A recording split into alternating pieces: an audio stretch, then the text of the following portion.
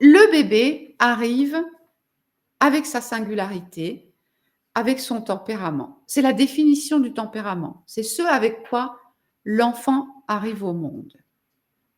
Alors, qu'est-ce qu'on entend par là? Je vais être très large dans ma compréhension de ce avec quoi le bébé arrive. Et on va commencer par le physique, hein. Moi, je suis petite et on n'a pas fait de moi une grande, 1,57 m, point. Voilà. Mais c'est aussi la santé. Il y a des enfants qui arrivent avec une plus ou moins bonne santé, avec des particularités sur ce sujet. C'est aussi la beauté. Et ça change les choses, suivant qu'on arrive gracieux ou autrement. Voilà, il y a plein de sensibilités aussi qui relèvent de la génétique et qui vont avoir un impact. Il y a aussi tout ce que nous avons déjà en arrivant hérité de nos parents, hein.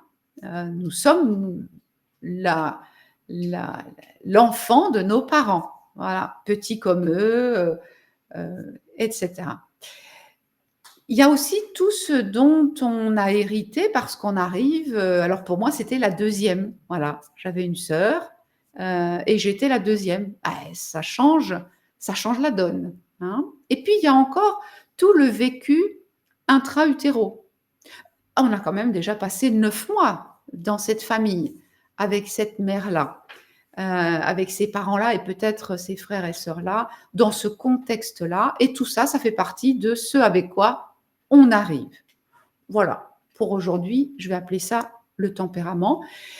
Et ce que je voudrais faire passer comme message, c'est que ça, c'est donné. C'est-à-dire qu'on arrive avec ça. Et que pour la famille dans laquelle on arrive, c'est donné. L'enfant arrive avec ça.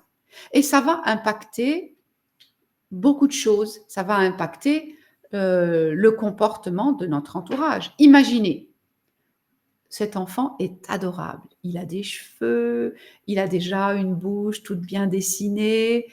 Tout le monde va se pencher sur son berceau en admirant cet enfant. Mais parfois, ça arrive, j'en ai déjà vu, il est franchement pas beau ce nourrisson. Alors évidemment, les uns ne vont pas se pencher sur lui de la même façon. Vous voyez? C'est donné, c'est comme ça, c'est pas autrement, et ça change déjà beaucoup de choses dans ce qui va être vécu par le nourrisson au milieu de son environnement. Autre exemple, l'enfant arrive, il est plus ou moins demandeur. Imaginons que ce soit quelque chose qui préexiste.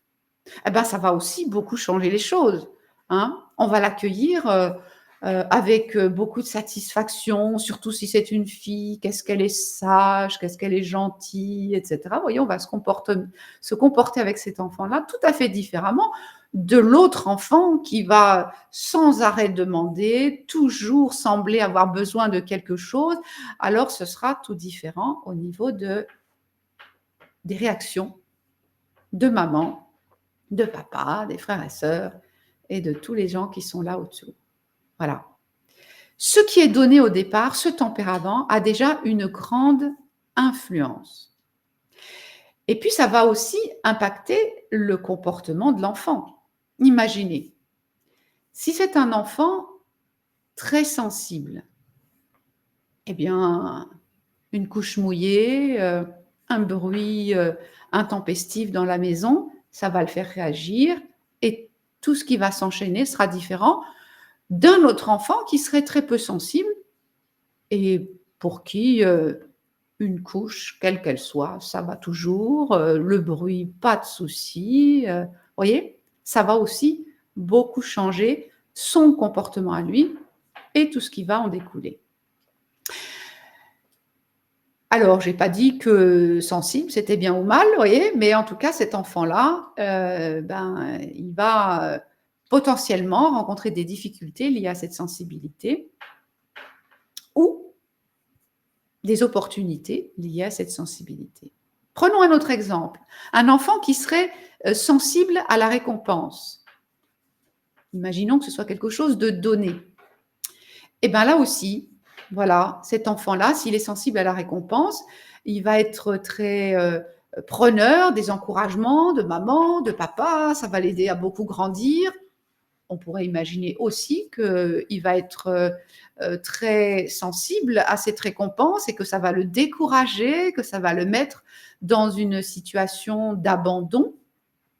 Là où un enfant qui est peu sensible à la récompense n'a que faire de tout ça, ou beaucoup moins en tout cas, et va beaucoup plus évoluer en fonction de ses envies, de ses plaisirs et de vous voyez un petit peu toutes les différences qui vont se jouer. Déjà parce qu'en arrivant au monde, l'enfant a ses singularités, son tempérament, ça va beaucoup changer de choses. Qu'est-ce que je pourrais encore ajouter par rapport à ça? C'est que l'enfant arrive avec son tempérament, ses données pour lui, pour l'environnement, et ça peut être parfois vraiment déroutant. Vous voyez, si une maman accueille un enfant qui lui ressemble, elle s'y reconnaît, c'est quelque chose d'assez sympathique, hein, qui va l'aider à tisser ce lien d'affection, de compassion, de protection, et cetera. Et si, au contraire, la maman reçoit un enfant qui lui semble étrange, peu compréhensible, vous voyez, ça peut être vraiment déroutant. Et là aussi, la maman, eh bien, elle va, de manière totalement, inconsciente, enfin comme elle peut, s'adapter à tout ça.